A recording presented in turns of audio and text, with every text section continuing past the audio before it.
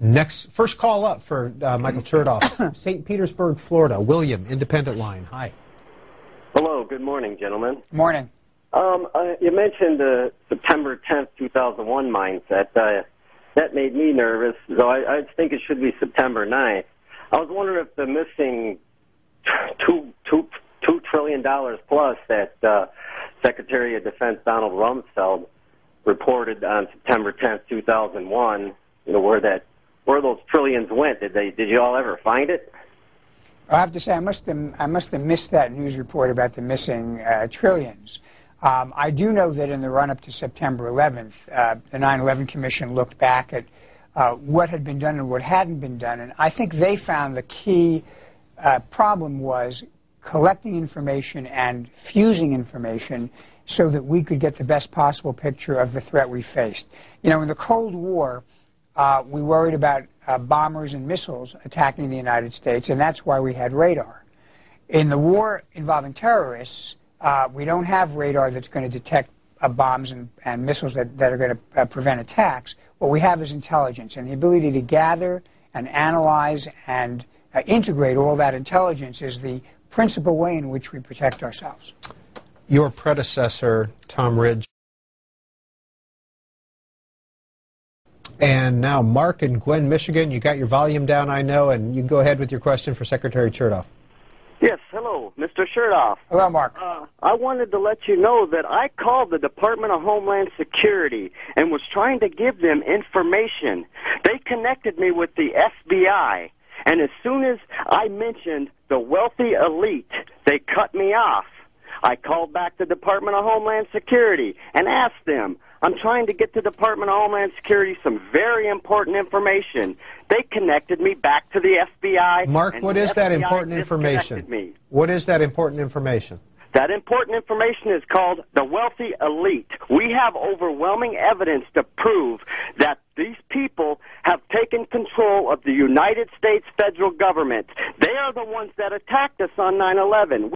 So, Mr. Chertoff, if that man has information he wants to share, where would you recommend he send it? Well, I think they did the right thing. They sent him to the FBI. If someone wants to allege a crime or a threat, usually the FBI is the first respondent, and they have to evaluate whether they think there's any actual evidence to proceed. But normally the FBI is very responsive if there's a serious, credible piece of information. What's your general viewpoint about people who think the federal government was involved in 9/11? I think that that's in the same category as Holocaust denial and those people who still aren't convinced that President Obama was born in Hawaii. It's kind of a out there conspiracy theory which does not warrant a lot of attention. Mandy in New Orleans, you're on with Michael Chertoff. Please go ahead. Yes, thank you. Would you please allow me a follow-up, because I know predictably what this man will answer to my questions. Mr. Chernoff, please do not feign ignorance on this, because if I can find this out, certainly you know it. Recently, 6 of the 10 9/11 commissioners have stated publicly that the 9/11 Commission was hogwashed, that it was set up to fail, and it was a whitewash.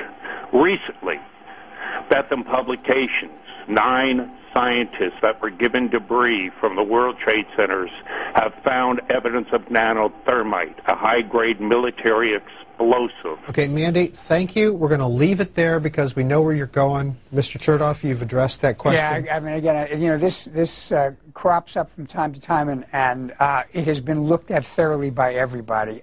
Frankly, you have people who witnessed the planes going into the buildings. I mean, it's. I have to say, it's like Holocaust denial and the people who believe the president was not born in Hawaii. It's just a myth. Orlando, Florida. Nelson, Democrat. Hi. Whoop. Nelson is gone, it appears, and we will move on to Hayesville, Georgia. Clyde, Independent. Yes, good morning. Good morning, Peter. Mr. Chertoff. Morning.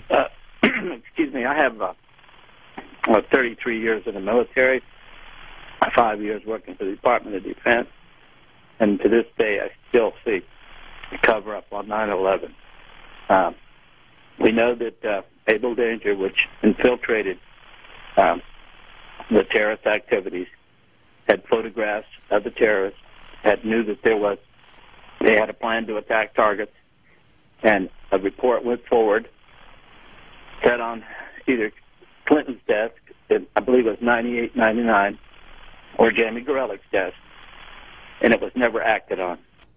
You write in your book about you call this a generational challenge. Unquestionably, the threats we face constitute a generational challenge to our nation. What do you mean by that? What I mean is that the 21st century is a different kind of warfare than the 20th century. 20th century, we were used to having massed armies. You know, the enemy came over the hill. You could see the cloud of dust. People wore uniforms, and there were a set of rules and principles that were very clear. 21st century is different. The enemy is networked. The line between the military and the criminal has really been obliterated. We have to use a combination of defense and law enforcement. We can't choose one or the other. So we're facing a new kind of warfare. It's unfortunately leveraged by the technological revolution, which means that a smaller and smaller number of people can do more and more damage, as we saw on 9/11.